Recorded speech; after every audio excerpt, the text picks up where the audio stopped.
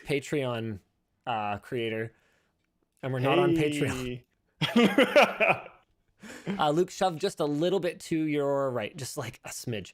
And we're live. Welcome to the WAN show, ladies and gentlemen. We've got a fantastic show for you today with a special guest. We do have some tech news, so our highlight topics of the day are, of course, going to be SSD bait and switching, meaning that you might not get the performance you expect when you buy a solid-state drive, and RISC-V CPUs looking to unofficially absolutely decimate Apple's M1 SoC's efficiency numbers. What could this mean for the future? Luke, what else we got? And the RTX 3060 Ti launched and immediately as everyone expected it would. And the Micron fab went down for 1 hour, and DRAM prices reflected that immediately, which is kind of sad. And of course, by popular demand, we have the one, the only Sara as a guest today. That's right, the illustrator of the ABCs of gaming, as she's best known. Oh wow, you have one with you. That is so awesome. Of course you do. I also have one behind me. Also, she's Agent, what was it, Money Nickel or something? I can't remember. Sarah Jane Cash Nickel. Cash Nickel. So she is here for us to do a pretty sick Q&A session with you guys about what it was like being the secret agent for Secret Shopper. If there's anything you guys want to know, Sara is here to answer your questions. Let's go ahead and roll that intro. It is going to be a fantastic show.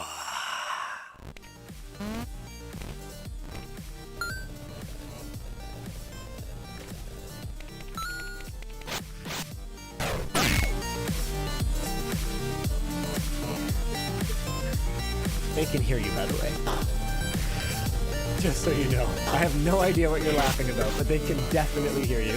The show is brought to you today by Kite, Vessi Footwear, and Redux. And we will get you some more details about them a little bit later on. So why don't we just see if there's anything in here that's like kind of secret, like tangentially Secret Shopper related, maybe?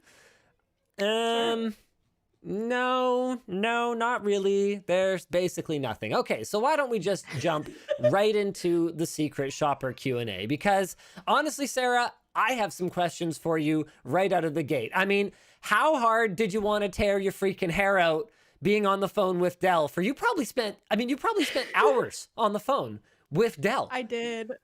Yes. Well, okay. Here, I have a tattoo that says patience. I don't know if you can see it.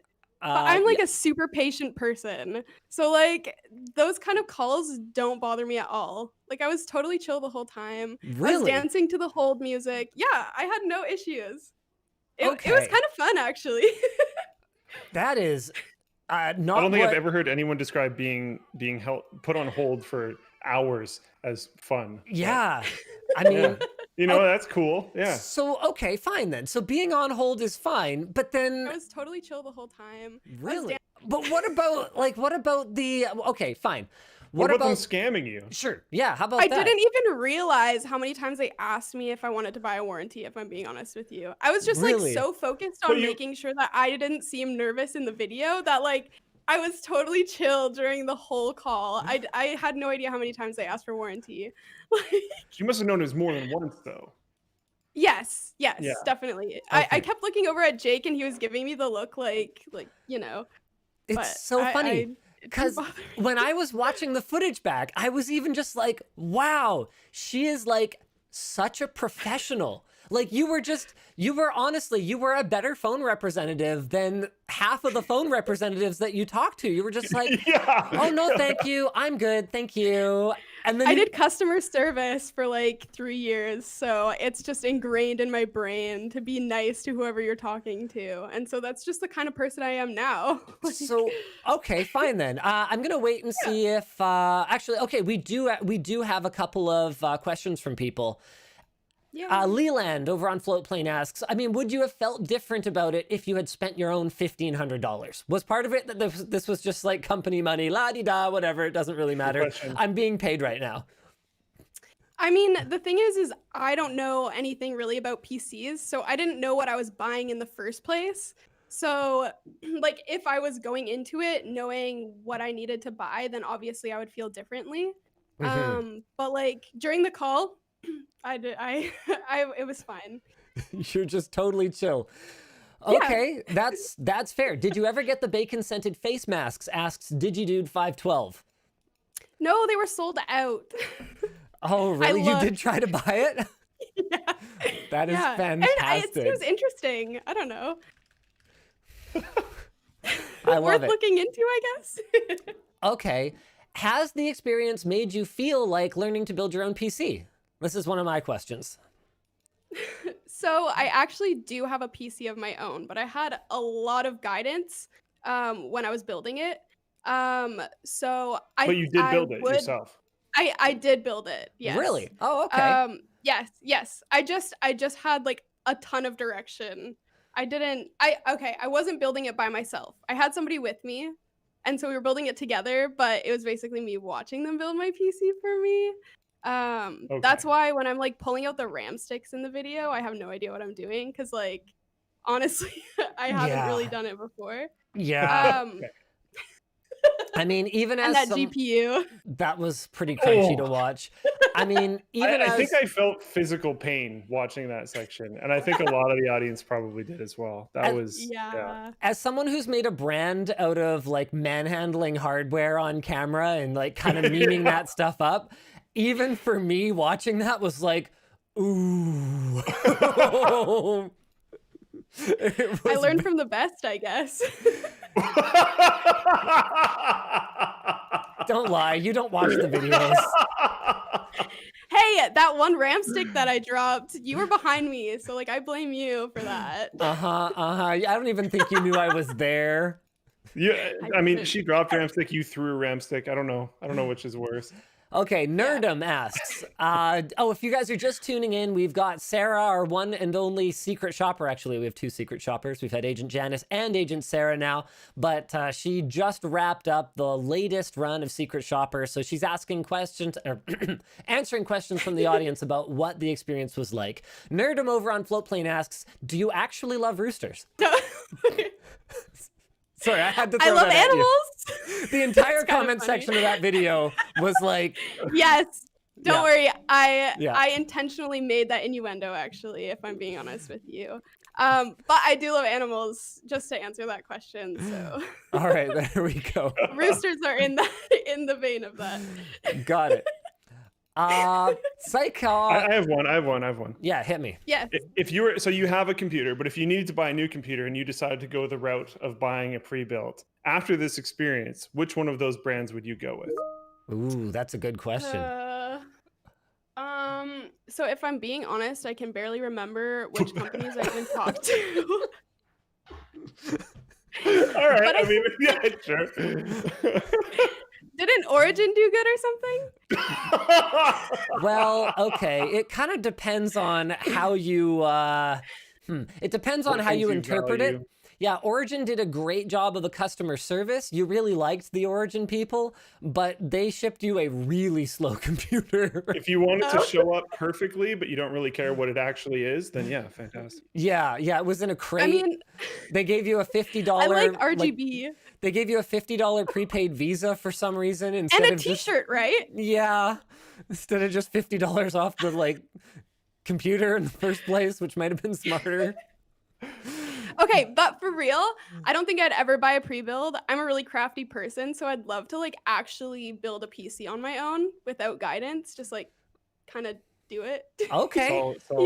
Interesting. So audience, what do you guys think of this as a video concept? We do a follow-up to Secret Shopper where instead of Sara putting all of her time and effort into dealing with like shady sales reps, she puts her time and effort into, with nothing but Linus Tech Tips videos, researching the parts. We actually make her research the parts herself and building the PC herself.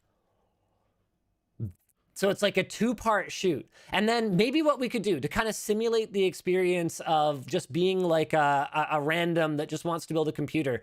You have like kind of lifelines, but they're in the form of like forum or Reddit posts or something like that. So I'm sitting there on like the other end of like a chat, or like You literally have to go on Linus Tech Tips forum or something like that and post your questions. And if people are too slow, like I can step in and answer them. But you otherwise have to completely go through the process and then decide at the end, would you do it yourself, completely yourself without help, or would you just buy a pre-built for what the difference in price is?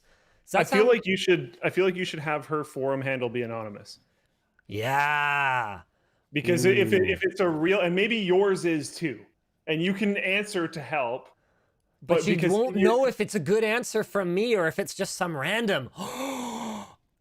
That would be so much fun. Oh my gosh. Can we do that? And then you guys should have a baseline one that's also built by like Jake or someone.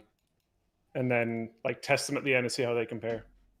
I kind of like it. All right. We'll have to give you a budget. Same thing. Just because it's like it's too easy if there's no budget. That's not really even fun. Right. I've got a question and people would have a budget. Yeah. I've got a question from HP DeskJet 500. Hey, Sarah, what are your thoughts on Secret Shopper basically turning you into a meme? I think this guy follows me on Twitter. I see his tweets all the time. I am fine with it, I guess. I never thought I would reach meme level. But like, Linus, watch out, I'm coming for you. Oh, I know, right? I'm trying to find it right now. I don't know what the typical caption is for it, but it is, oh yeah, here it is. All right, here, I'm just gonna flip over to my display capture here. This is freaking amazing, this picture. Like, what even is that? It's... What? I don't even know what part of the video that was from. It's from when I dropped the GPU. Oh, that's right. Hold on a second. There it is, there it is. So there's Sarah. Got it. Okay. Yeah. Fantastic. It's absolutely freaking amazing. Like what was going through your head at that moment? I mean, I was literally just as cringe as anybody else watching that video. That's my cringe face to me dropping the GPU. Like I knew it was bad. I know the GPU is one of the most expensive parts of the computer. And I was just like, oh. It was so bad. Oh my goodness. Yeah. All right. Yeah. All right. Oh, this is a question from me. Where did you work as a CSR? I feel like I should know this because, you know, I probably saw your resume at some point or another, but actually maybe I didn't. Maybe I never saw your resume. I don't think I was involved in hiring you at all, was I? No, you were. Yeah, that explains how it happened. That's how we end up with all these Gen Zs around here. I think I was consulted. I think I was sort of given like a description of you and then the other top candidate. And it was like, okay, do you want the one that's like lots of raw potential, like good dragon energy, but like kind of random? Or do you want the one that's like experienced and professional, but probably not as much like dragon energy? And then I'm not going to tell you which one you were because I would never comment on an HR decision, you know, on a live stream like this. But where exactly did you work? So I worked at a restaurant called Mr. Mike's for a while as a hostess. So you really learn to deal with people when you work in a restaurant because nobody's ever happy. And then I also worked at a thrift store for a while. So yeah, really, it's a vibe. Yeah, I'm gonna pop some tags. Only got $20 in my pocket. You don't even know what song I'm singing, do you? You have no idea what song. No, I don't believe you. Thrift Shop by Macklemore. All right, fine. All right, okay. Linus. All right. Well, I had no reason to think that you would know what that song is. It's from before you were born. No, it's not. I was going to say, I think that's a bit of a boomer song, though. Yeah, 2012. I'm pretty sure you weren't born yet. Oh, man. All right, what else we got here in the float plane chat? Oh, man, it's just like tons of spam. OMG, yes, we have to do that video concept. Do you just want to talk? Is there anything that you wanted to say that you felt didn't come across in the videos? Okay, I got accused a lot of like helping out one of the people too much. Did about telling him that I haven't checked the RAM stick yet. But like during my call at the beginning, he said this could be the problem, this could be the problem, the RAM stick could be the problem, and so I just thought I would like bring that back up. You did. So it's not really helping him because he did suggest it. You were pretty helpful in some places. You were like very helpful in some cases. And I was like, honestly though, none of the ones where you were super helpful ended up winning it anyway. So clearly it wasn't good enough. I just like helping people, you know?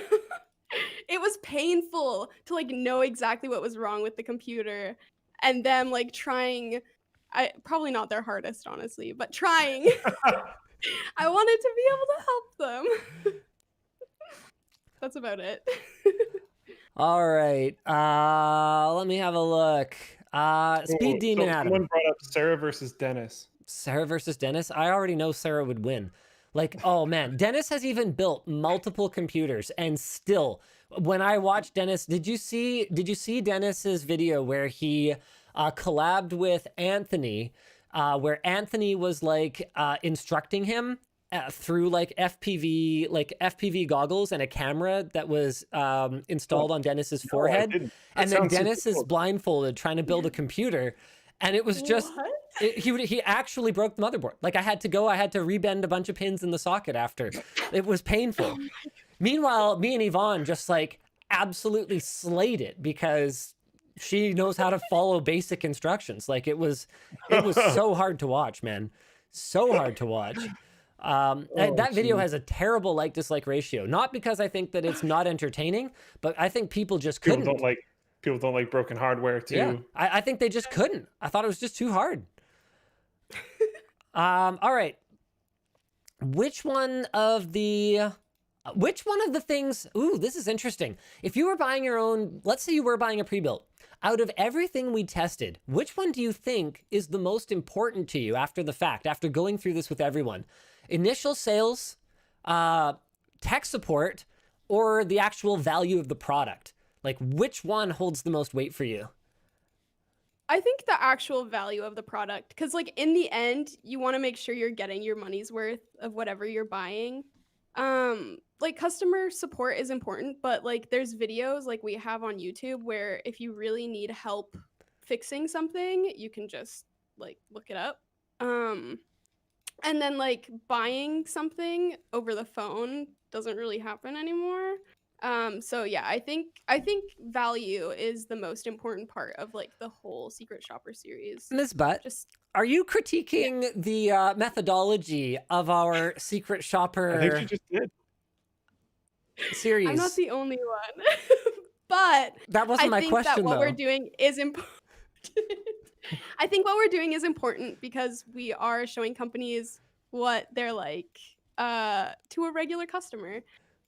Whether that's over the phone or through email, usually customer support is pretty similar. So I don't know. I am critiquing it, but like not harshly.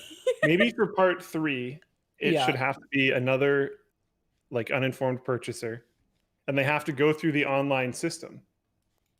So and like whatever system they end up with is the system that they end up with, and that's how you grade essentially their configurator. I'll tell you right now, the reason we do it the way that we do it is more for like a production for production purposes, not because I think that's necessarily how everyone would go and buy a computer.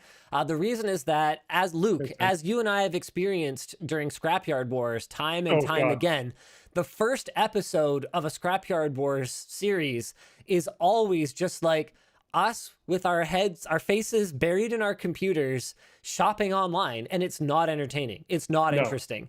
Yeah. Whereas if we were able to go through a physical market, it would be a lot more interesting, for sure. Meanwhile, if you're talking to someone on the phone, it's like comedy gold because it is amazing how bad a job these companies do. And from my point of view, we're evaluating a service that they claim to offer. If you have a sales line, then someone who knows what they're doing should pick it up and advise you in a way that is, not deceptive. It's that simple. So yeah, I see the point that you guys are making, and it's not the first time we've gotten this feedback. It's just that's why we do it. We do it to make more entertaining content, and because it's not an invalid way to buy a computer. What it also does... Oh, sorry, go ahead. Nope, finish it off. Sorry, I thought you were done. What it also does is it reveals, how these companies behave in the situation that allows them to apply the most pressure to the customer.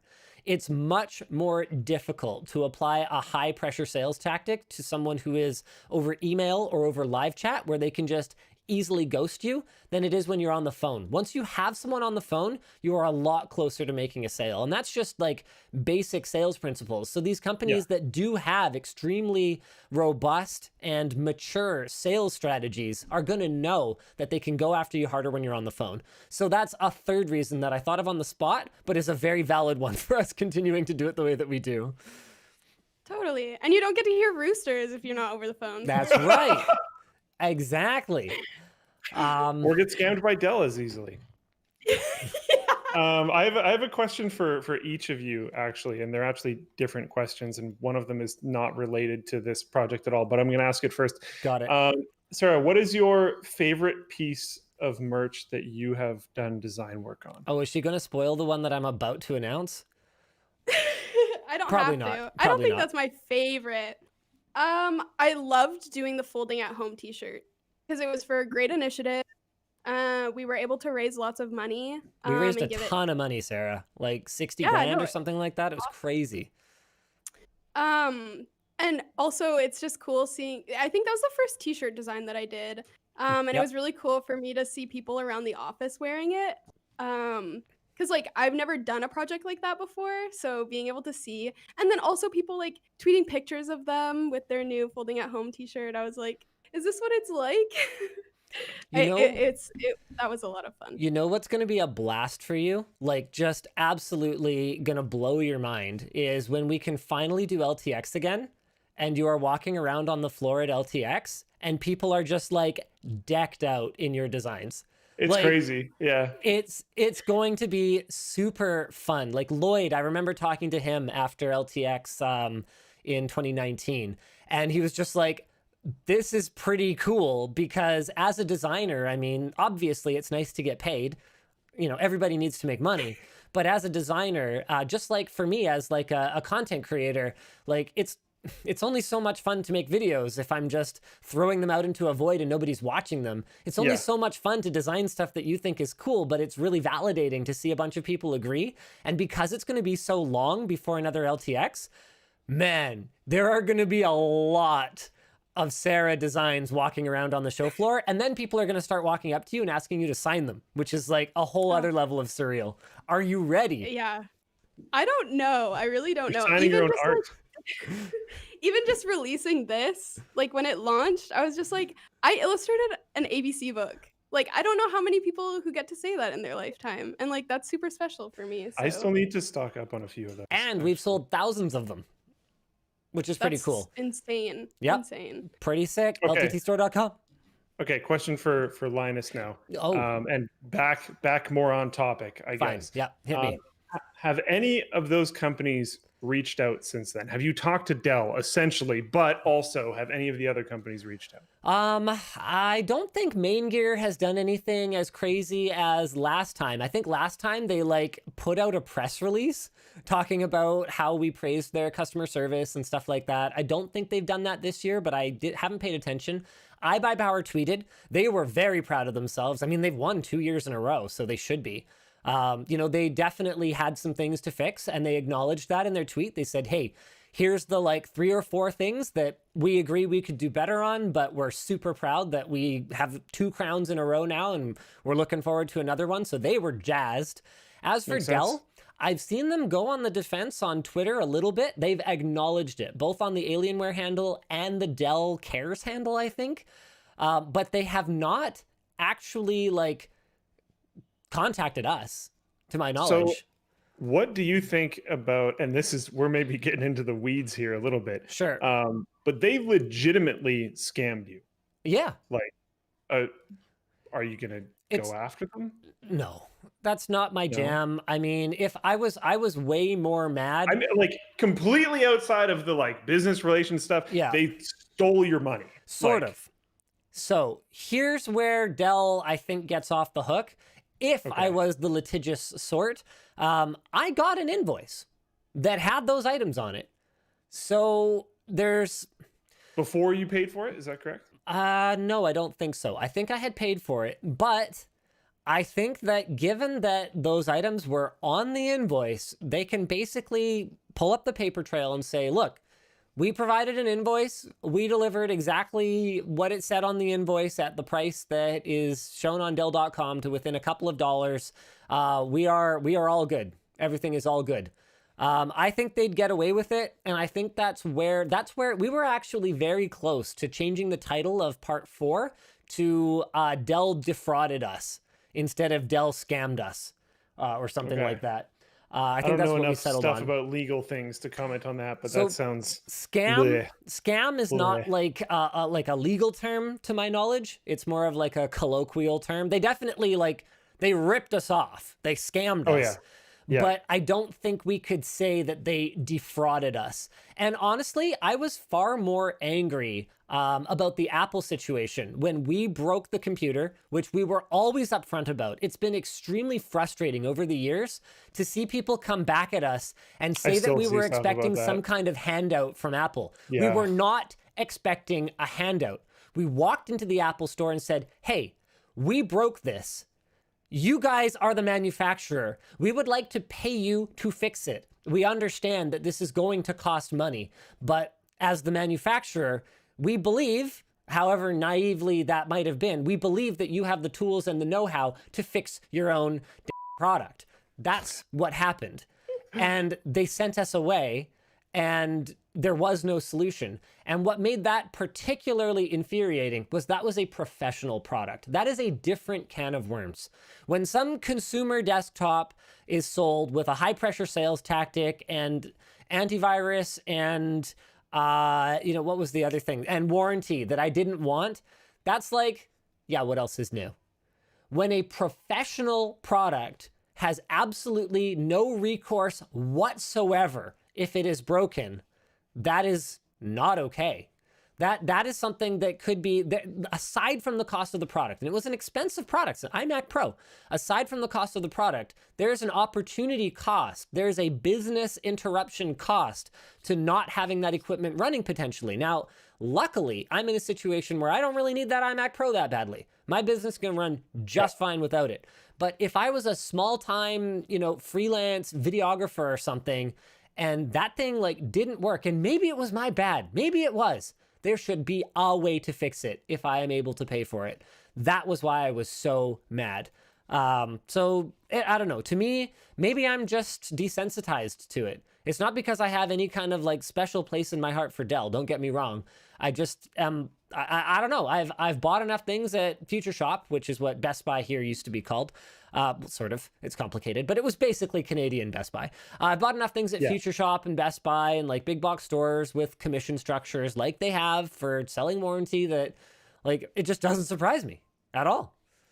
I think anytime you get into charging me more money, I'm going to get a little triggered. But I think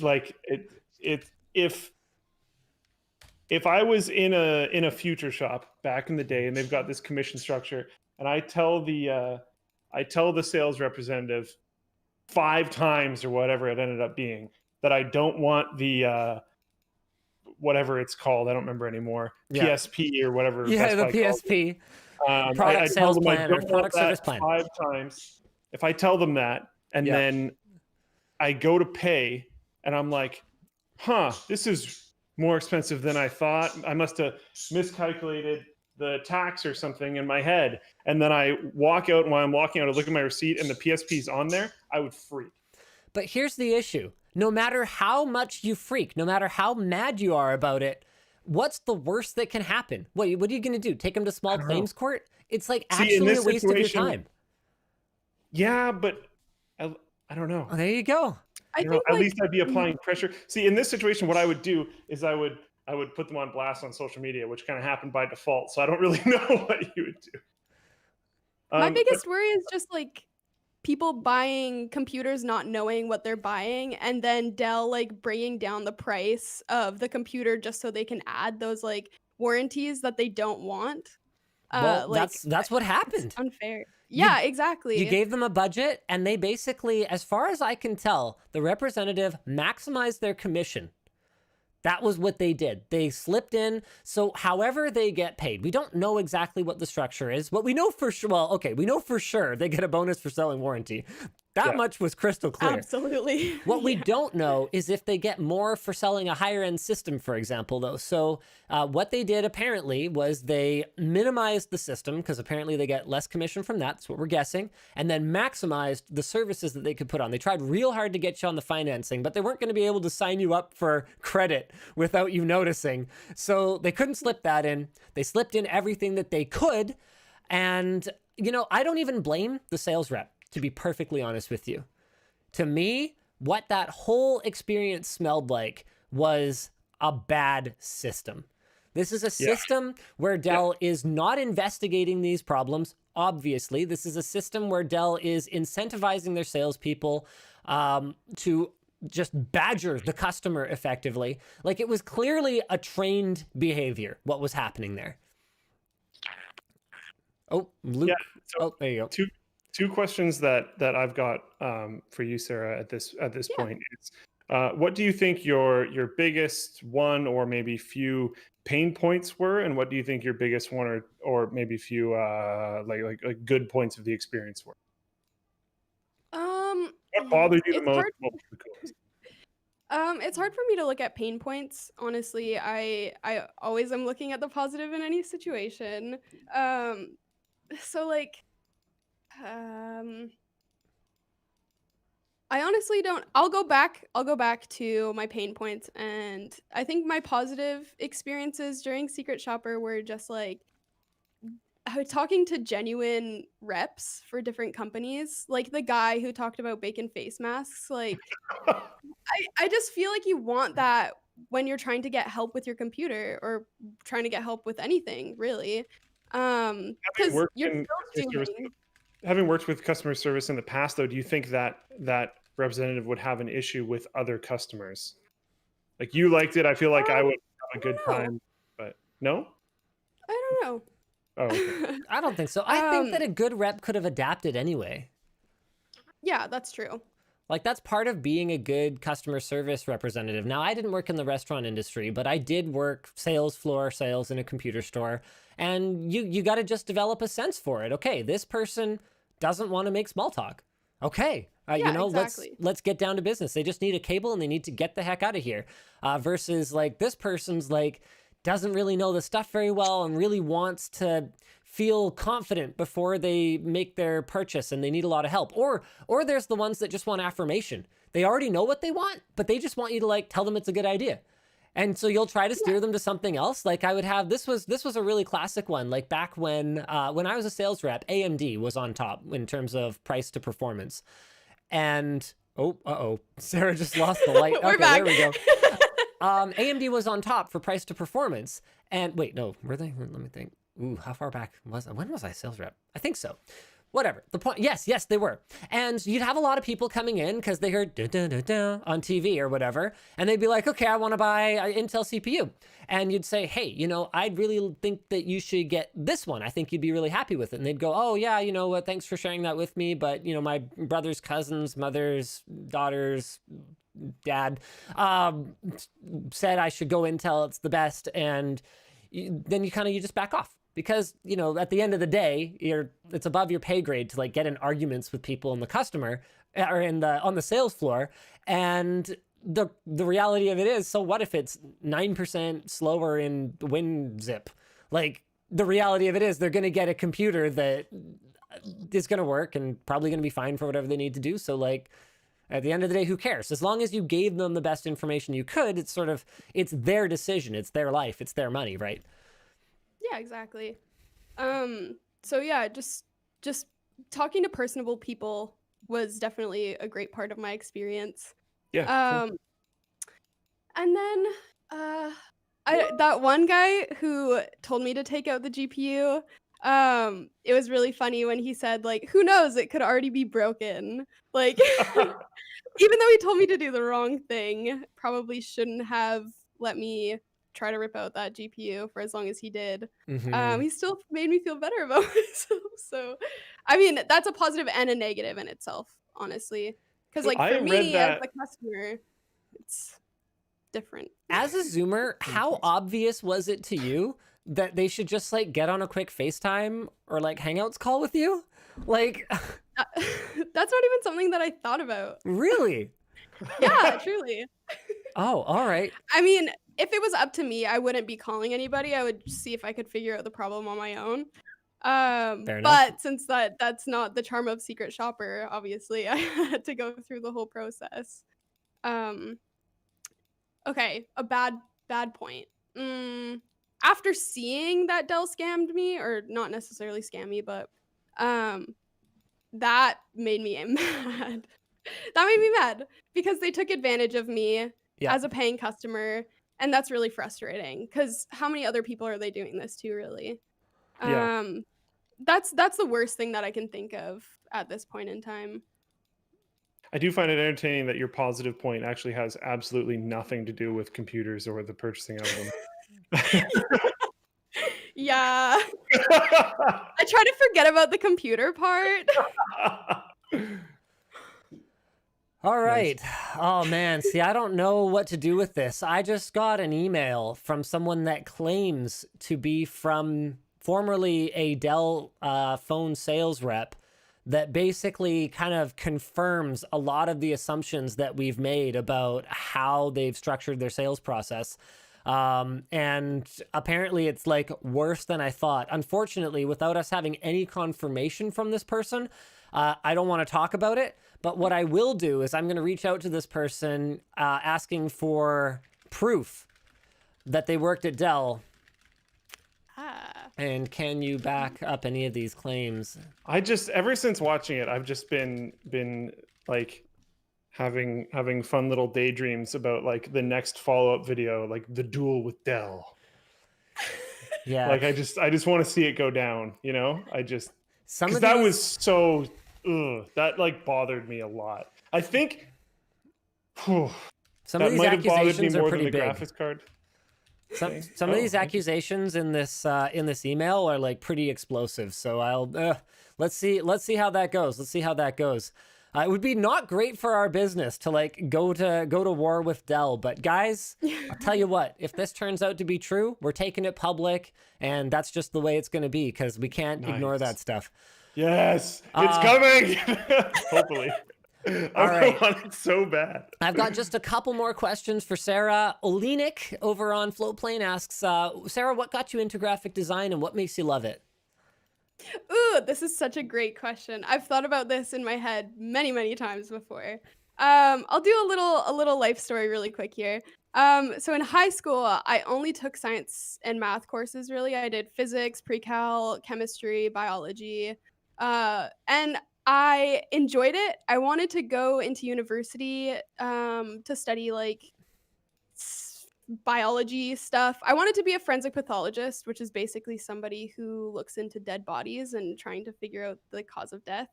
But I wasn't that great at science.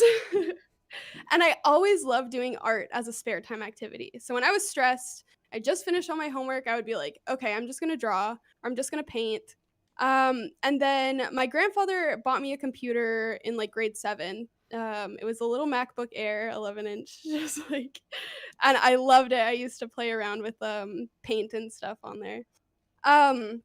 So then going into university, I was like, I'm just gonna follow my passion.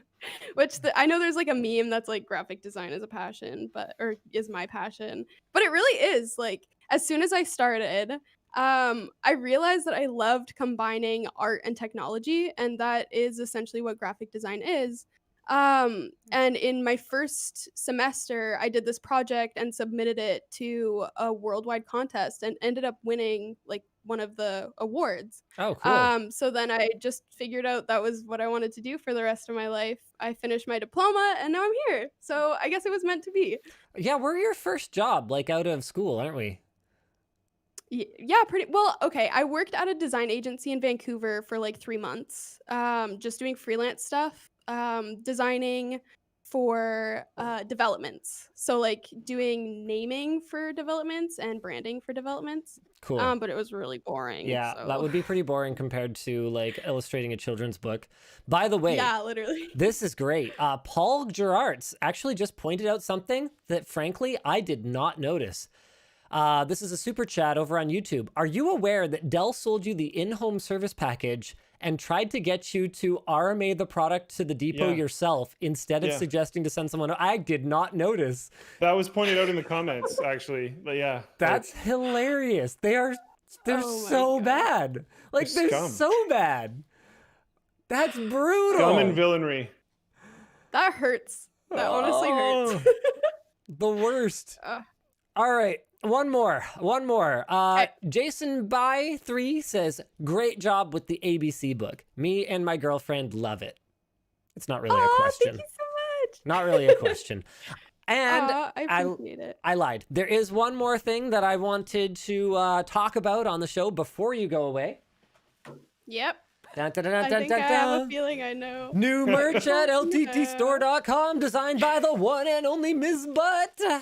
Oh yeah, ladies and gentlemen, we have toques. Yep. Okay, what color do you got? Luke, do you have one?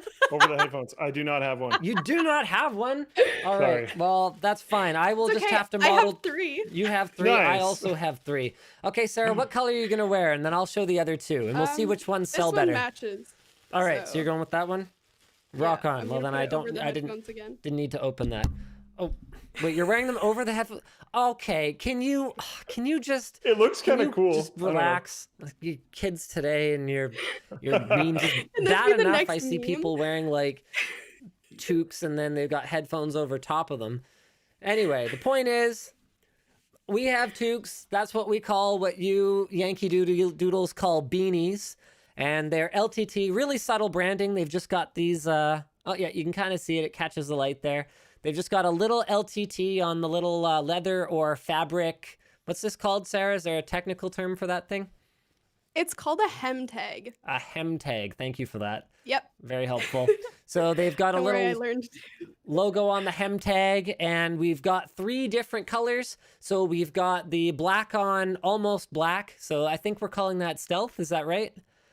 And I think then so, yeah. what are the other 2 colors called, Sarah? This one's called dark heather aqua, I believe. And then this one is just light gray, but it has like the orange hem tag, which is super cute. So. This is the one I'm going with for today, just because it kind of matches my shirt. So I got the Constellation shirt. I got the aqua.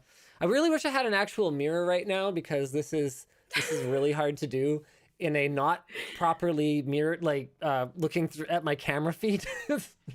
Everything's opposite. All right, we're gonna call that good enough. So I've got my one that matches my Constellation shirt here, and Sarah is just straight up memeing it up. So thank you for that, Sarah. LTTstore.com, ladies and gentlemen. How much are we charging for these? I believe they're honestly don't even $19.99. remember. $19.99, the LTT beanie. So let's go ahead and get the, oh wow, this is, oh boy, this is bad. Hold on a second, I need to, there we go. Look at this guy, look at this face he's making. I actually took that picture today. So that's exactly what I look like. I love this one, how did you decide on the different hem tag designs? Like, they're all different. I don't know, just designer instinct, I guess. And then a lot of back and forth with Linus and Nick. Oh, that's right, I was involved in that. Just trying to decide what we thought would be best. We wanted to have like a few really different options. Did you just say be best? Are you anti-bullying? Sorry, go ahead. No, that's not funny. I'll save it. So like for this one, it's colored, and then this one is like a black leather, and this one is a brown leather. So like, yeah, it's just a few different options. And then for colors, we wanted to have kind of a fun color. Yeah. But it goes with everything. Like Nick wears this beanie every day. Jono started wearing it every day. It looks great. I'm not gonna lie. Like it's a good color. And then this one for what, like the people who don't want to show off their love for LTT. This one is more stealthy. They just want to quietly love LTT. Yeah, exactly. And then this one is just like the average beanie, I would say. So. All right. Yeah. Well, thank you very much for coming on the show today. I am so sorry that you ended up stuck at work late. That's okay. All right. Yeah. Anyway, thanks everyone for sending in such great questions for Sarah. We will now resume your regular WAN show programming. See you on Monday, Sarah. Sounds good. All Bye, right, guys. have a great weekend. Bye. You too. and I think we need to do All sponsor right, spots. there we go. Actually, we need to do one more LTT store thing. Oh my! This is a product that I am extremely excited about. Look at this. Is this not the cutest thing you ever saw? It's a little CPU pillow. That is actually pretty cute. Look at that. It's got little pins on the bottom and everything. So, okay. This is one of those situations where I probably should have been a little bit more flexible. These are really expensive. And the reason is that instead of going with the super cheap, like synthetic fill that everyone uses in these products because it's super cheap, I had recently bought an alpaca wool duvet for one of my kids because it was like on sale and it was exactly the same price as like the regular cotton one. I was like, oh, alpacas, they're pretty cool. So I bought it and I was like, oh my God, this stuff is amazing. So then we got the first samples. This is like many moons ago that we got the first samples of these CPU pillows. And I was just like, oh, these feel crappy. What if we could get one full of alpaca wool? I want an alpaca wool one. So we got one and it was so nice. It was so squishy and just felt like so quality. But the small one was going to retail for like $40. Okay. Because it was so expensive, or like $34.99 or something like that. So I settled on 40% alpaca wool and 60% polyester. And it ends up feeling like really good, like way better than if it was just polyester, but saving a lot of price compared to the alpaca wool one.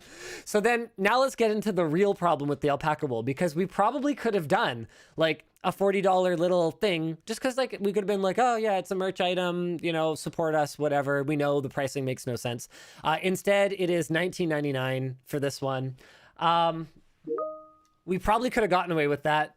The big problem is that the big one would have cost over $100 at retail if we had done it with alpaca wool. I think it would have been like $129.99 based on like our target margin. But this one is more like a couch-sized / bed-sized one. And the other thing here is that this is the one that really benefits from the better wool more than the other one, because instead of just being purely decorative, like it also looks cool. Check this out. Lloyd did a great job of the attention to detail on this. It's even got the little triangle. Yeah, it's got the little triangle. I was looking for it. Yeah. As you were spinning it around, I was like, where's the triangle? So this one, instead of just being decorative and looking cool, it is actually comfortable enough to lay your head on. And that was one of the big reasons that I insisted on us going with the blended fill for this one as well. So yes. Do you have any concerns with bias claims with these pillows? Bias claims? No, not really, because I didn't even pick which CPU we were using. Lloyd just grabbed a CPU that was in the pile of like dead CPUs and chose that as a model. What we will probably do is an AMD one in the future, but the reason that after I saw the initial design, I didn't ask to change it was that this one to an average person, I think is more recognizable as a CPU, whereas with AMD, we'd have to find some way to represent pins instead of pads. So it was a bit more challenging artwork wise. And one side Intel, was like a shag carpet. yeah, and Intel also has a larger green border. So from the top, like it looks more CPU like, whereas the AMD one would be like this super narrow band and like the proportions wouldn't be kind of as fun. So it was less of like an Intel versus AMD thing, even though this is clearly an Intel CPU, and it was more of just like what looks cuter. We've already got people in Floatplane chat being like, do a limited run of 100% alpaca wool. Okay. That if these sell well, I want to do it. I want to do like the CPU Pillow Extreme Edition. But there's no guarantee that we're going to do that. I know, right? And then I wanted to do a black PCB. Yeah. And so like black and gold on the bottom, like do Extreme Edition CPU. We also sampled different colors at the top. So there's a darker gray that I think could work really well with that one. So I'm not saying it will happen, but I'm also not saying that it won't happen. Yeah. That's pretty awesome. People are like, holy cow, $70 pillow. Okay, like for real though, go shop at like Pottery Barn or whatever, and it's not going to look that bad. And the difference is that these are 40% alpaca wool instead of just being like full of garbage. So it really does add a lot of cost. Yeah. Oh, we should totally do. Oh, this is a great idea. Dogfish, good case. There's lots of people talking about it. We should do a Threadripper one that's like a pillow. It would be so expensive though. We could do like a pillowcase. Threadripper pillowcase. Okay, I'm gonna send that to Nick right now. This is maybe low-hanging fruit, Yeah. given certain things that have been in the news recently. But as someone who is completely detached, and I have no idea what goes on in the designing and pricing of these products, it might just cost more if you don't use slave labor. Well, yeah, that's definitely a factor. That's why we haven't had underwear for like 6 months. Well, no, I mean, I have underwear. Like I'm wearing underwear right now. That makes sense, because I actually wanted to buy a 3-pack recently and couldn't, and was like, what the heck? So. Yeah, so to make up for them being out of stock for so long, we have a better supplier now that we're happy with their factory conditions. The order is in. I believe it's actually in production. And what we're doing to kind of make up for that we didn't have the V1 underwear for so long is we're going to do our V2 underwear. We're going to launch that. And we are also going to do like a rerun, a reprint of the V1 designs with the V2 waistband. So if you really liked the V1 designs, you will have a chance to get those. I think it's going to be shortly after we launch the V2s. Cool. Oh, man. Oh, man. Love it. Love launching new merch stuff because it's like so fun, especially when it's like okay, couple things. One, we managed to hit the cold season with a like cold weather product for a change.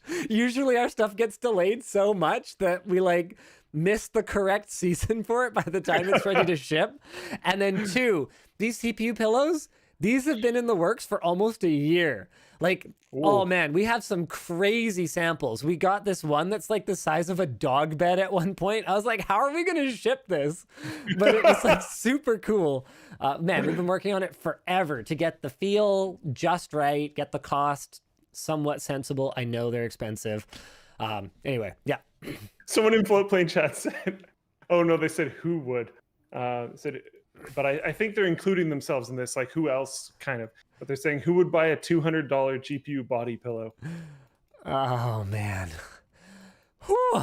Okay, let's cross that bridge when we get to it, because if it was body pillow size... Motherboard blankets? That might be like $250, like $300. Also, you guys could do a duvet cover. I already have a mock-up for that. Beautiful. I already have it. It's not motherboard, it's GPU. But Lloyd has a design for it. Don't worry about it. We're on it. We're on it. Nice. Like, honestly, guys, body pillow size, that could be like $300. Like, honestly. Maybe $250 if we were like, okay, we're going to eat it on some of the margin here because you guys like said you really wanted it. But like, that's ridiculous. I don't think. Yeah, I don't think so, guys. SilverX says, please relaunch Constellation shirt. We are working on it. We have a new hire. She started a week ago. She like actually knows things about like pattern making and fashion design and stuff. I'm super excited. We got her from a Canadian like men's fashion retailer that relocated their head office. And, it's not that she wasn't like great at her job or whatever. Her references were great. She just like didn't want to move to somewhere crappy. And so we snagged her. I'm super excited. She's still on her probation, so I can't tell you like much more about her, but I promise you'll meet her eventually. You're going to see some great products out of her. Super excited. We should talk about some tech news. What do you think? We should do ad spots, my dude. Oh, yes. The show today is sponsored by Redux. BuildRedux.com is where you can get a system at retail pricing plus just a $75 build fee. Redux is trying to bring PC gaming to the masses, and all builds come with a 2-year warranty without a predatory upsell. You just select your budget, pick your games, see how they perform, and then let them build your PC. Blah, blah, blah. They don't cut corners on quality, and you can start your build today at buildredux.com/Linus. If you're not sure whether you should trust some random brand new PC builder, Digital Storm. Yeah, they're like sort of not. Yeah, so they're not that new. Kite. Kite is a plugin that adds AI-powered code completions to your code editor or IDE, allowing programmers to code smarter and faster. Have you used Kite?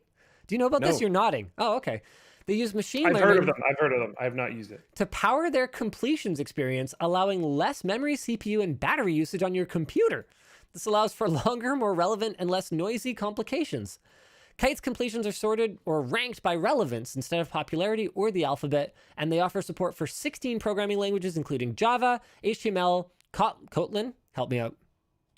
Nope. Okay, struggle. And Ruby, and seamlessly integrate with supported IDEs already installed in your computer. It's one of those things I've seen it written, I've never heard it said out loud. I'm so sorry. Best of all, Kite is free to use, so download it today at the link in the video description.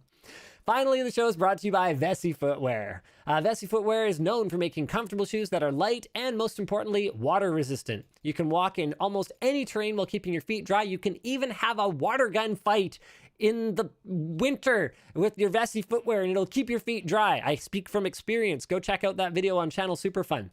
They've got their new weekend shoe. Okay, this has been my talking points forever. They have the weekend shoe, and they have a look that fits almost all occasions for men and women. You can get $25 off each pair with offer code WANSHOW at vessi.com/WANSHOW. All right, Luke, let's do some tech news. What do you want to talk about first? News. What was I can't remember the last. There was some programming language in the hiring video that you said that everyone freaked out about as well. I don't want to talk about it. I think we should talk about 3060 Ti. 3060 Ti. I don't think there's a lot of notes here. I don't necessarily think we need to go like all the way through it, but the RTX 3060 Ti launched and it's gone. Yeah, it's gone already. What's crazy, like we speculated in our review that the timing of the launch along with the pricing suggests that NVIDIA is targeting would-be console buyers.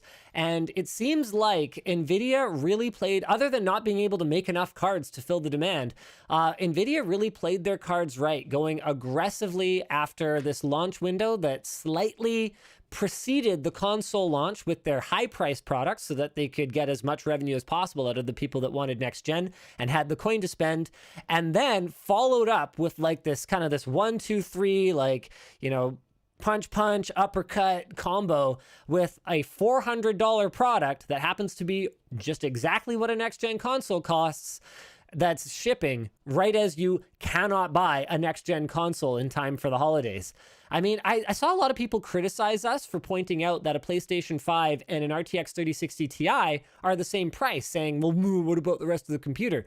You got to remember who our audience is, guys. Like, we're talking to computer enthusiasts. I think it's a fair assumption that they own something that's like, I mean, what, Sandy Bridge at worst, probably? And you could pair like a 2600K or a 3770K, like an Ivy Bridge processor. You could pair that with a 3060 Ti. You'd be a little bottlenecked or whatever, but that's how a lot of people upgrade their systems, piecemeal. You do the GPU now, and then a couple years down the road, you go and you do like a CPU motherboard upgrade or whatever the case may be. My girlfriend is running a 2600K and a 1080. Yep. That's because you don't love her very much. I know. I get it. My wife's running. That is not fair. My wife's running a 3770K, so not much better.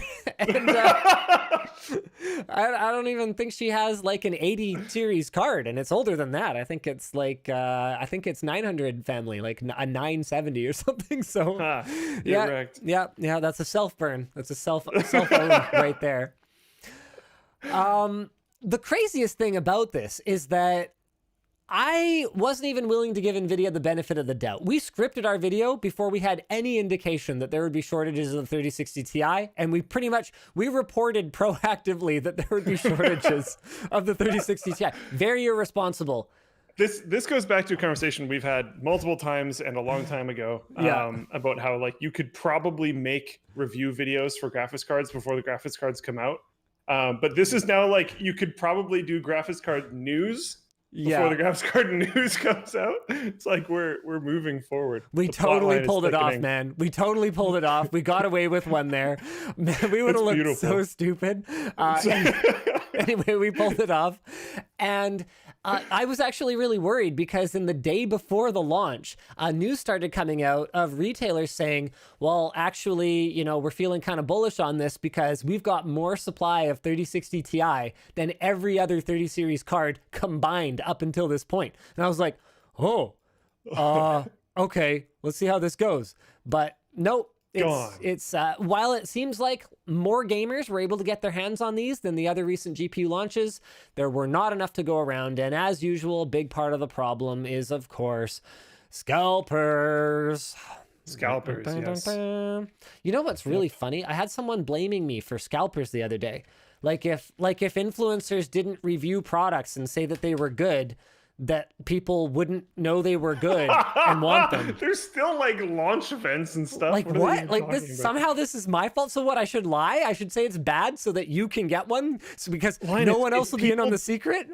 If people didn't know products were coming out, they wouldn't have to rush to buy them. They'd have no idea. Okay, sure. Yeah, exactly. So anyway, yeah, looks like that whole thing is definitely happening. They're going for anywhere from $600 to $750. This card is, I mean, it's a great looking card. You shouldn't be paying that kind of money for it. Just please wait, guys. Please. Okay. Wow, here's one that went for MSRP. That's pretty sick. Wait, who sold this? Okay, Glack 13. Wow, what a bro, you know? What a bro or sis. You know, all good. Is this Glack again? What are you talking about? What's up, Glack? Sorry, I'm screen sharing right now. I'm showing there's a seller that's selling 3060 Ti's for MSRP. Okay, hold on a second. Who's this Glack? Is this just a store? Oh, you know what? I wonder if it's like a picture of it or whatever. I wonder if this is just a scammer. Oh. Because they've only got 2 feedback. I don't know. It's okay. To be clear, I'm not recommending you go buy a 3060 Ti from Glack over there. That did not happen on the show today. I was wondering if it was some like offshoot of Galax or something. The good news, no, this is their like eBay store. The good news is that rumors of an AMD answer to the new card in January are starting to swirl. So we might get an RX 6700 XT, which will also be immediately sold out. Which will probably also be immediately sold out. I mean, if I'm AMD, like I can only get so much 7nm anything. I don't know. I mean, the CPU business unit's kind of the company darling at the moment. If I was AMD, I know what I'd be doing with my allocation. All right. Speaking of, okay, now it says this is not segueable, but Tom's Hardware is reporting that SSD bait and switching means you might not get the performance that you expect when you buy an SSD product. You know, part of me is actually kind of annoyed that this is in the news right now because I wish I'm going to check this spreadsheet, but I think it was like days ago that I was like, hey, yeah, that's like a thing. We should make a video about that. This should be illegal is the title that I wanted to have for the video. So I'll probably still do it. We'll do it in the next little bit. Basically it talks about, here's my notes. Taking a product that has been revised throughout its life cycle silently, like an SSD, hurting performance is my notes. And I put that in like a few days ago. And now it's like breaking news and everybody's going to be talking about it. That's okay. I still have a good title, so it shouldn't matter. People will click the crap out of a title like that. So it's fine. I'm just annoyed. Anyway, Luke, why don't you walk us through this one? What do you think if the revision is documented? If the revision is documented and does not negatively impact performance in any way that is not overcome by some other benefit, then I'm fine with it. Silent revisions are fine. What would another benefit be? Like a cost down or something like that? Let's say an SSD. Let's use an SSD as an example. No, a cost down is not a benefit to the consumer. A cost down is a benefit to the manufacturer. And they can spin it as a benefit to the consumer if they actually lower the price, but a cost down is just a cost down. So the way that I see it, if let's say an SSD, they changed out the controller such that the sequential reads and writes no longer meet the manufacturer spec, but the random performance is actually marginally better such that in a real world scenario that most customers would use it in, it actually performs a little better. I'd say that's fine. Okay. Yeah. That's my take on that. Yeah. So what's going on here is the Tom's Hardware released a report this week regarding SSD manufacturers changing not just NAND flash, but also the SSD controllers. That is really kind of crazy. It's a much bigger change than changing the flash. Yeah. The flash, like that's, I mean, maybe not so hot, but I'm not too surprised it's happening. Changing the whole controller is pretty wild. And there's ways you can change the flash that don't hurt the performance or don't in a meaningful way. And I would maybe argue that this is why usually I'd say when you're doing benchmarks, you don't use your old numbers. But I guess in this case, they would have the old SSD.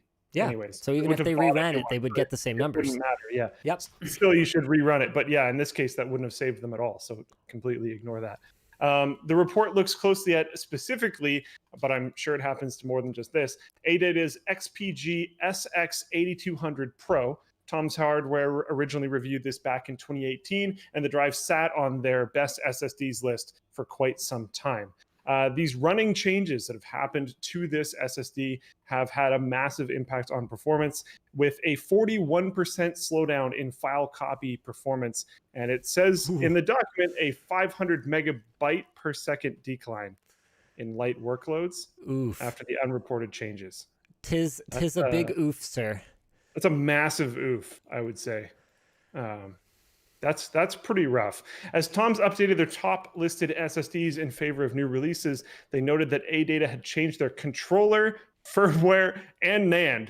It's a new device entirely. Just with the same product name. What is this? It's like Theseus's ship or whatever?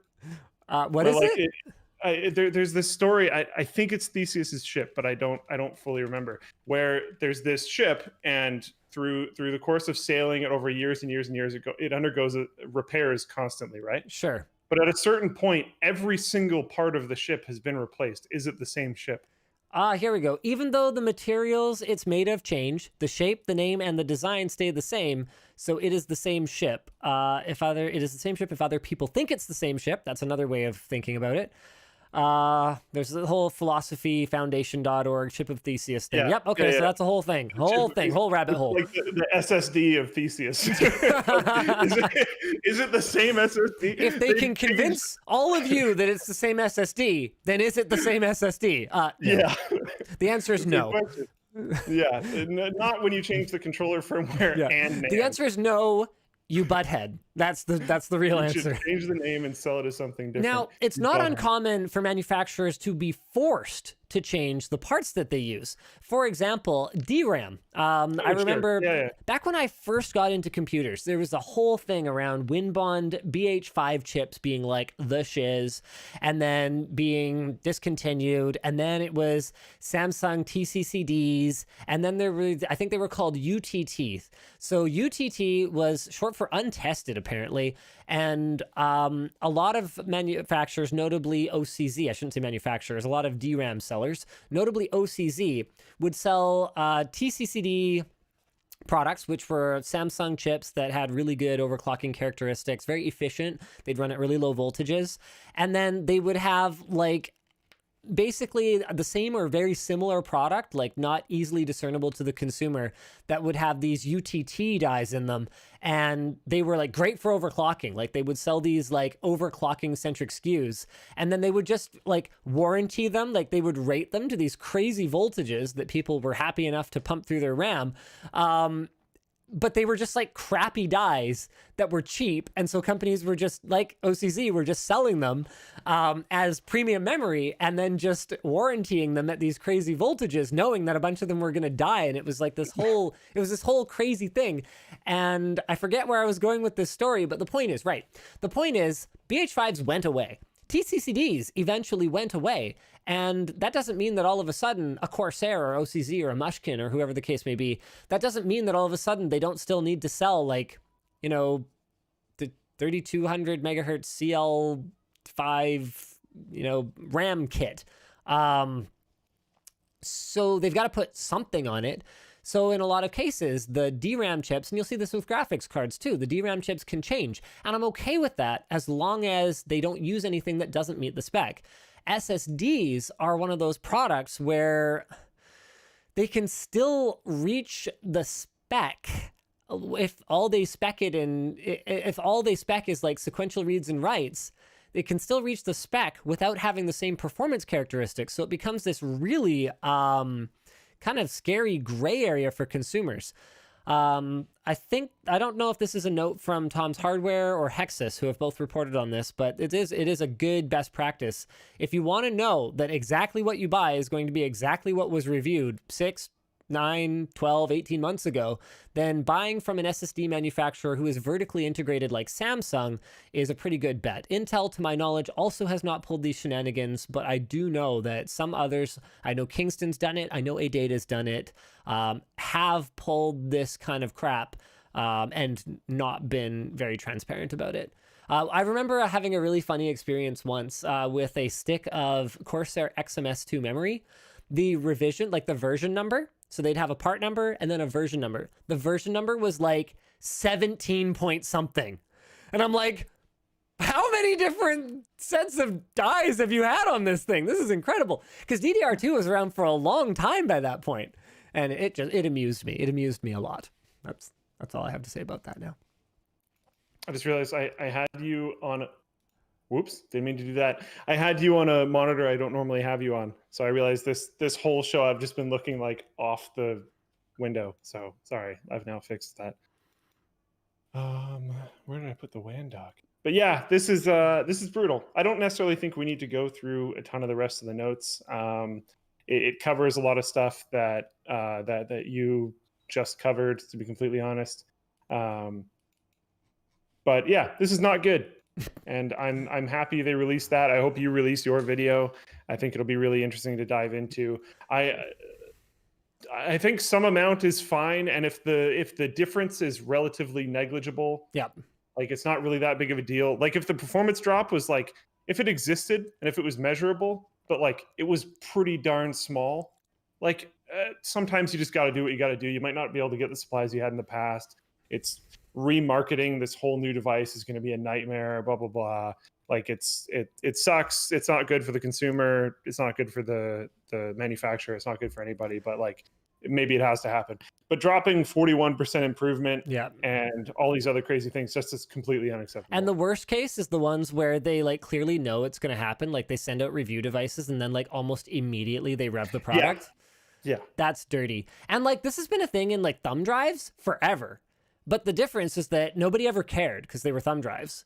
But I mean, it's actually kind of funny to think about. I remember like back in the early 2000s, mid 2000s, thumb drive reviews were totally a thing, especially right around the time USB 3 was coming out. So that was like late 2000s. Thumb drive reviews, absolutely a thing. So you would send out your thumb drive for review. It would be like the fastest one. And then you just rev the flash, put crappy flash on it, and now you're selling a bunch of thumb drives that are garbage, but people think it's good, and they're never going to benchmark it because it's a thumb drive. Who cares? Yeah, man. Manufacturers always finding a way to do us dirty, eh? Sorry, I have to send you this. Oh, what's up? Do you remember this? I don't know if I have an easy way to check. Is this Discord? Oh, yeah. Lordy. Patriot 16 gig holiday stocking USB drive unboxing and speed test. Okay, there you go. Luke managed to dig it up. I have personally reviewed a thumb drive. Hold on a second. No, we're pulling this up. We're pulling this up, ladies and gentlemen. Here we go. Let me just move this a little bit. There we go. There it is. Patriot 16 gig holiday stocking whatever thing. Here, we're going to listen to it together. I made that sound effect. I clinked a fork on a glass or something. Vu. I've seen this before. This is the Patriot holiday tree and the Patriot Snow Person politically correct USB flash drive. So the holiday tree is 4 gig. The Snow... I was sassy, hey? Snow Person. There's one that I didn't have before and I didn't know I was getting, so I went and shot the video already. But now we have the Patriot holiday stocking. So that is the... How did I make a 4-minute video about a USB thumb drive?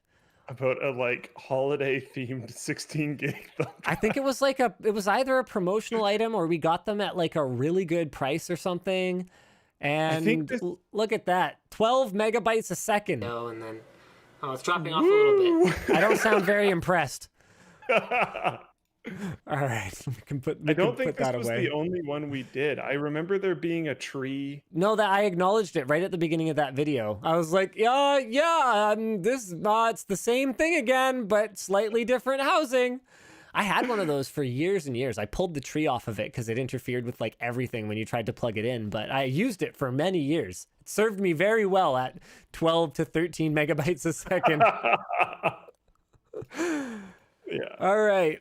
We should do our last couple of headline topics. RISC-V CPU, unofficially, this is very important, decimates Apple's M1 efficiency. This is not a big surprise if you've been following the RISC-V initiative, but Micromagic has a new prototype CPU that offers decent performance with record-breaking efficiency.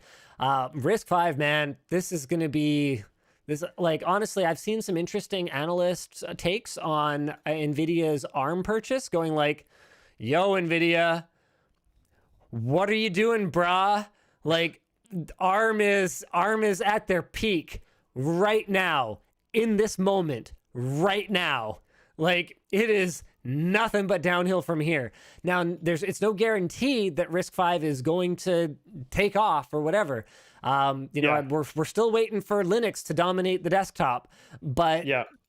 as an open CPU architecture with no licensing fees or royalties or anything like that, oh boy, there's a lot of room for some very smart people to be contributing, and they are, and there's a lot of room for some very, very cool things to happen. In fact, there are probably, cool things that are happening now, but unlike ARM, users of RISC-V are not, they're not required to disclose that they're using it. So there could be products and projects out there that are running RISC-V silicon, and you just don't even know because they're just a black box. Like you have no access to poke and prod at them.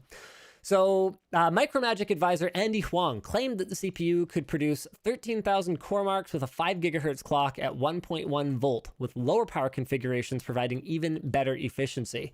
The 3 gigahertz setup outperforms a Snapdragon 820 in the Samsung Galaxy S7, and that is at just 69 milliwatts. Nice. What's a core mark? Good question. It's a deliberately simplified platform-neutral CPU benchmarking tool released by the Embedded Microprocessor Benchmark Consortium, and it focuses solely on the core pipeline functions of a CPU, including basic read-write, integer, and control operations. Ars Technica independently ran CoreMark on an Apple M1 Mac Mini and a Ryzen 7 4700U for comparison. And the Ryzen 7 4700U was 13,956 iterations per second per watt, while the Apple M1 was 10,947 iterations per second per watt, and the Micromagic CPU at 3 gigahertz was about 10 times either of them in terms of efficiency. So if you want something that's like a smartwatch that you actually don't have to charge for a week, this could be the way there. Pretty freaking incredible. We've actually talked about RISC-V before. We did a video with Sci-Fi, it's like kind of like a chip design assistance firm that is already shipping like tons of RISC-V silicon. And as far as I can tell, they've just been beavering away over there since the last time we talked to them. It's been quite a while. We should actually check back in with those guys. It's not a competitor for traditional ARM and x86 CPUs in phone or laptop applications yet, but it's much closer to them than previous RISC-V implementations have been. So we are a long ways off, but it is absolutely possible that something like this could take the market by storm. Pretty cool stuff. Yeah. All right. Is there anything else that we think is really critical to cover here? We did promise to I think talk the about Micron fab thing is pretty cool. All right, talk me through it. One of Micron's fabs in Taiwan went offline on Thursday, which startled the market very quickly and sent memory spot prices upwards due to supply uncertainty, even though the fab was only offline for 1 hour. The fab typically pumps out approximately 8.8% of the global DRAM supply. Okay. Approximately 125,000 wafer states per month. Wow. Okay. Crazy. Production facility mostly makes DDR4 and LPDDR4 memory using 10 nanometer class process techniques. I just think that's wild. To be clear, when you lose power for an hour at a fab, that's a lot more than just 1/24th of a day of lost productivity. Yes. Micron says they're expecting to have it back to normal within the next few days, because my understanding, although I don't know if this is specifically true of DRAM, but my understanding of many of these micro manufacturing techniques is that anything that is in flux in some state of the manufacturing process can be lost by a sudden power outage or a sudden offline state. So my understanding of this is very rough, but I thought it was a little bit more certain than that. I thought it was lost. I'm not sure. I mean, I don't know. Yeah, it depends. And there's going to be a bunch of time wasted, like going through and like seeing, checking. Yeah, checking everything, making sure all the machines, when you get why them did going it go again, are actually working offline, properly. making sure it doesn't go offline again, all that kind of stuff. Oh, and actually there's one more thing I want to talk about.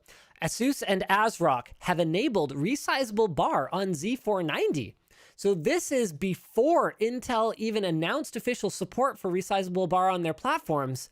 And ASUS and ASRock have apparently both released BIOSes for some Z490 motherboards with the ability to enable what is effectively AMD's smart access memory. But it's not, because AMD says that smart access memory is like, it's like that, but like, there's like optimizations, man. So what smart access memory does and what resizable bar enables is the CPU to access the GPU's entire memory directly. It's part of the PCI Express specification, meaning anyone can implement it. I just was expecting motherboard manufacturers to wait for Intel to say, yep, let's go ahead and do this. AMD's performance claims for smart access memory have it at roughly 5 to 10% faster than without it, and we have seen that backed up in the real world. In fact, I think we've seen results even better than that range in terms of minimum frame times. So that's a big deal in terms of delivering a smoother gaming experience. And early performance data provided by Japanese tech website ASCII. Is that how? Yeah, okay. It's called ASCII. Okay, cool. ASCII places the Intel-flavored version at similar performance levels, hinting that there's nothing inherently special about AMD's Ryzen Radeon synergies. AMD says there's more to the story, though, so we're going to have to see how this looks when NVIDIA implements it and Intel officially supports it, and we can do a bunch more testing on it, but that's pretty exciting stuff. Yeah. All right. Now it's time to go check out LTT Store and see how many of you are wow, you guys are, I did not see that one coming. I thought people were going to be like, what, $70 for a pillow? I'm going to get the little one. But the big pillow is outselling the little one by a significant margin. Did not expect that.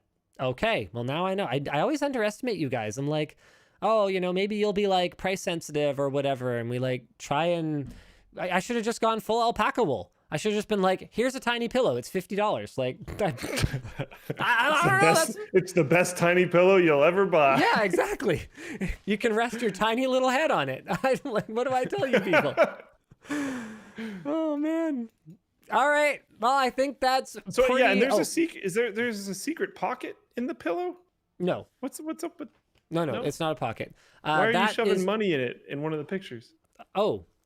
There is a pocket. I lied. Okay, yes, yeah. There's a secret pocket in the pillow. Well, it's not a secret now, Luke. Way to go. Or should I say kook? What? I forget why I called you that one day. What do you remember this reference? I called you Kuke at some point. Kook. I remember it. I don't remember why. I don't even remember when it was. I don't remember why. I know it happened. The big one does not have the secret pocket, by the way. The real reason the secret pocket exists, actually, is it's part of the manufacturing process. We have to, like, close it up. And on the small one, it was really hard to hide the seam to close it back up. So this is where they filled it. And then they just jam it back in there. And then they put a zipper there so that the whole thing would just be, like, cleaner looking. So you can see that looks like totally clean where the zipper is. Yeah. And then we didn't have to do that on the big one. Nick claims the big one does have it, but I don't think it does. Oh. No, because we didn't have to do it on the big one. So okay, I lied. Okay, well, why are these people, why do I think that? Okay, apparently the big one does have a big pocket. Look at that. I can put my whole fist in this pocket. All right. Nice. Put that in there. Never mind. Oh, and Nick is also reminding me to look at super chats. Why are you guys sending super chats instead of buying stuff on lttstore.com? Like, I get it. You want to support Linus Media Group. Joining the over 20,000 subscribers on Flowplay. Exactly. This is what I'm talking about. All right, fine. We'll look at the super chats then. I'm only going to have time to do a few. Dark Guy 2 asks, have you guys gotten in the Eve Spectrum? We have. I actually wanted to shoot that today, but I ran out of time, so I'll probably shoot it early next week. I'm really excited to check it out. Mal asks, hey Linus, with the USA just recently banning cotton from Xinjiang, do you guys make sure your inventory doesn't contain any forced labor cotton in the supply chain?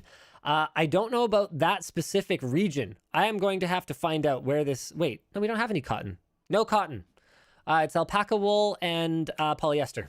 Woo! I think he probably means in the whole product stack. Oh! Well, we use American Apparel t-shirts, so I don't know where they're getting their cotton. This is a great question and something we are going to have to investigate. Thank you. Andrew Wells says, money for you. No, you're doing it wrong. That's $20 US. Buy a pillow. What are you doing? Tim Jennings says, why spend 3 videos on customer support with Secret Shopper and use Agent Sara when you did not factor any of that into the final result? This is an insult to customer support reps, and it shows they're not valued. What are you talking about? We totally factored it in when we gave our final scores. We 100% factored it in. All right. Robert Mail says, hi, celebrity guest. Oh, you missed her. Oh, new house is 500 feet from available fiber service. ISP will not take $3,000 to wire a single house, but will take $27.49 a month if I get a business account, and they'll wire it then. Unbelievable. Sorry, dude. Clayton says, y'all got any GPUs? Haha, JK. Any information on 3070 Ti or 3080 Ti? I would be surprised if they launch anything like that anytime soon. What else we got? They'll take their sweet time. I looked up American Apparel's policies and stuff. I haven't found a specific...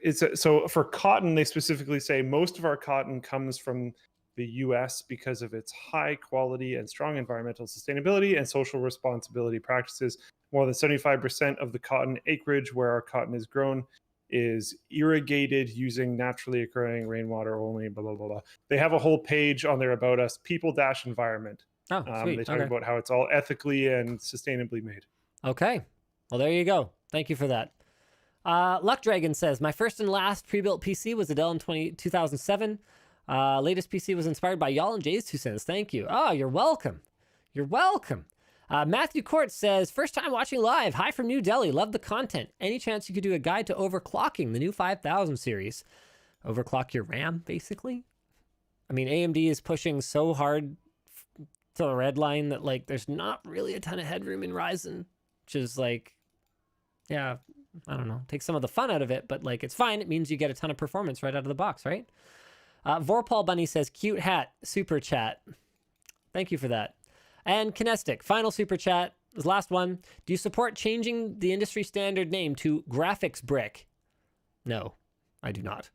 We're going to keep calling them graphics cards. I see where you're getting at with this, though. They're not really like card skinny anymore. No. Oh, I lied. Pixel Plays. Is it machine washable? No. Please do not machine wash your pillow. You have to like clean it like you would any other pillow. Sorry. So don't let your cat pee on it. Dry clean only. Do not bleach. Do not tumble dry. Do not iron. Do not drop.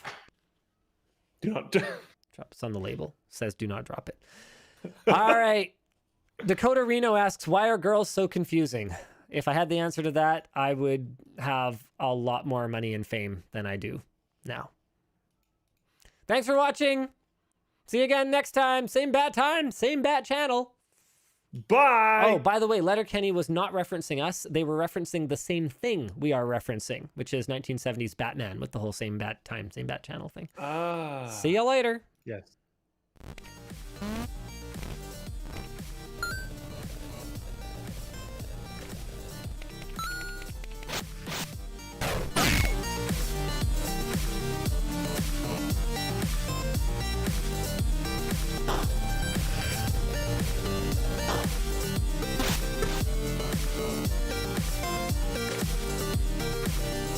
and YouTube